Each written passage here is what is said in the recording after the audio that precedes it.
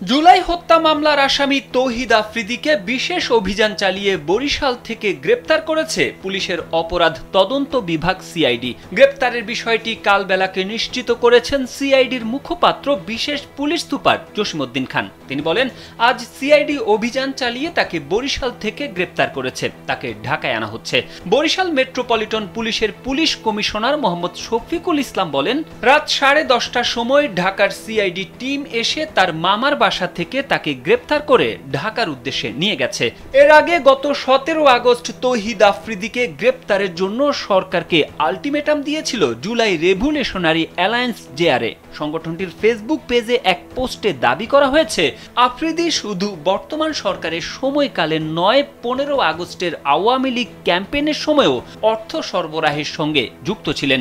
Nova LED TV, ঝকঝকে ছবি, নিখুঁত শব্দ, 5 বছরের ওয়ারেন্টি। নোভা মানে সঠিক মান, নিশ্চিত সেবা। জেআরএর ফেসবুক পোস্টে বলা হয়, স্বরাষ্ট্র উপদেষ্টা মহোদয় এবং ডিএমপি কমিশনার মহোদয় জুলাই রেভলিউশনারি অ্যালায়েন্স প্রাইভেট বিশ্ববিদ্যালয়, ন্যাশনাল অ্যাসোসিয়েশন অব বাংলাদেশ পুনাব এবং জুলাই ঐক্য সহ অন্যান্য জুলাই সংগঠনগুলোর পক্ষ থেকে আফ্রিদিকে গ্রেপ্তারের জন্য আর মাত্র 26 ঘন্টা বাকি। আফ্রিদি বাংলাদেশেই আছে, এই ছবিটি গতকালের। কোনো নাটক চলবে না, সোজা সাপটা গ্রেপ্তার করতে হবে।